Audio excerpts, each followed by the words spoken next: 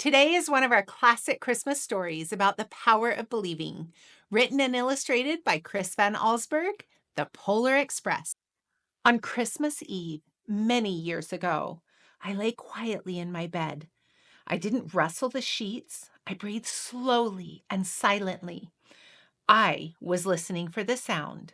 A sound a friend told me that I'd never hear. The ringing bells of Santa's sleigh. There's no Santa, my friend had insisted, but I knew he was wrong. Late that night, I did hear sounds, though not of ringing bells. From outside came the sounds of hissing steam and squeaking metals. I looked through my window and saw the train standing perfectly still in front of my house.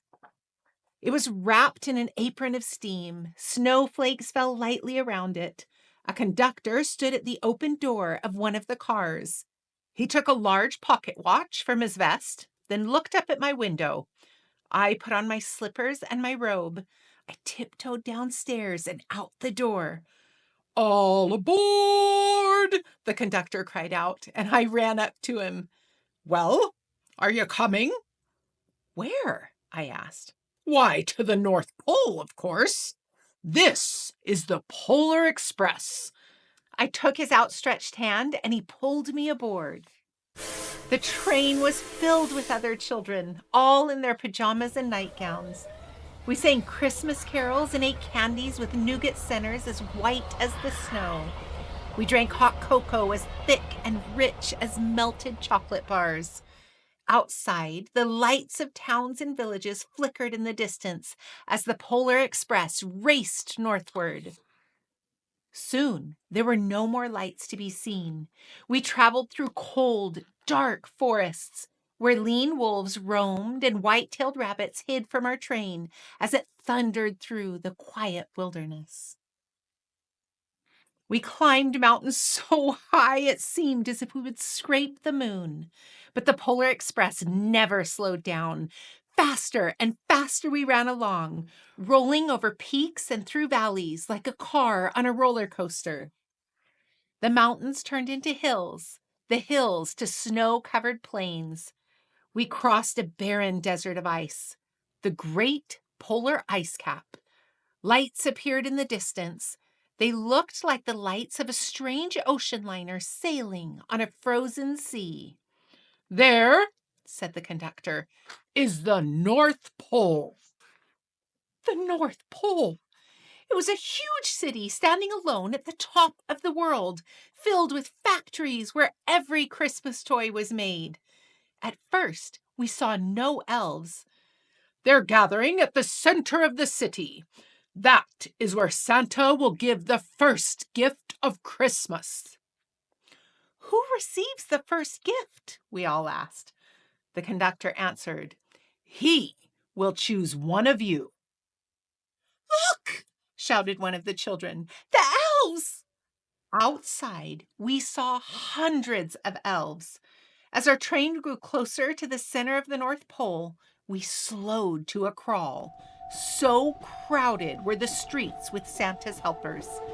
When the Polar Express could go no farther, we stopped, and the conductor led us outside. We pressed through the crowd to the edge of a large open circle. In front of us stood Santa's sleigh. The reindeer were excited. They pranced and paced, ringing the silver bells that hung from their harnesses. It was a magical sound, like nothing I had ever heard. Across the circle, the elves moved apart, and Santa Claus appeared. The elves cheered wildly. He marched over to us and, pointing to me, said, "Let's have this fellow here." He jumped into his sleigh. The conductor handed me up.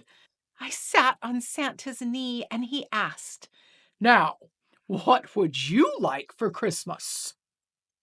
I knew that I could have any gift I could imagine, but the thing I wanted most for Christmas was not inside Santa's giant bag.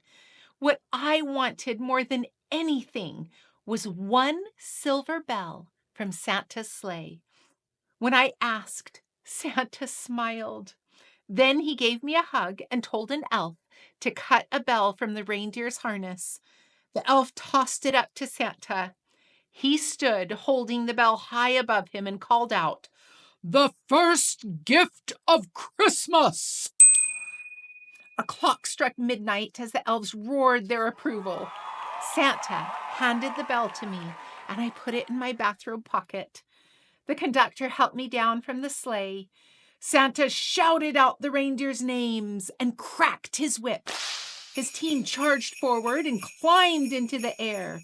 Santa circled once above us, then disappeared into the cold, dark sky. As soon as we were back inside the Polar Express, the other children asked to see the bell. I reached into my pocket, but the only thing I felt was a hole. I had lost the silver bell from Santa's sleigh. "Let's hurry outside and look for it," one of the children said. But the train gave a sudden lurch and started moving. We were on our way home. It broke my heart to lose the bell. When the train reached my house, I sadly left the other children. I stood at my doorway and waved goodbye. The conductor said something from the moving train, but I couldn't hear him. "What?" I yelled out. He cupped his hands around his mouth. "Merry Christmas!"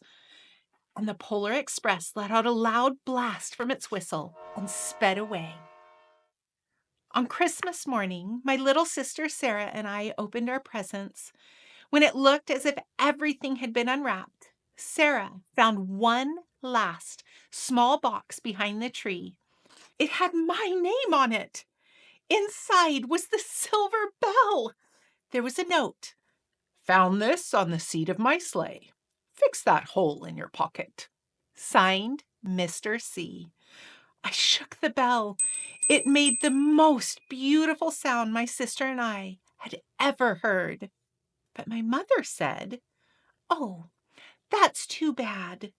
"Yes," said my father, "it's broken." When I'd shaken the bell, my parents had not heard a sound. At one time, most of my friends could hear the bell, but as years passed, it fell silent for all of them.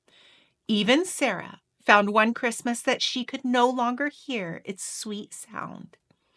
Though I've grown old, the bell still rings for me, as it does for all who truly believe. The end. I love this story. When I was growing up, my grandma Pat always told me how important it was to believe. Always believe in Santa Claus. I add to that, always believe in giving freely, in being kind to one another, and wanting to share our greatest gifts with one another. Thanks for joining me. I hope you have a wonderful Christmas and that you find ways to show love to others by believing in the hope of Christmas.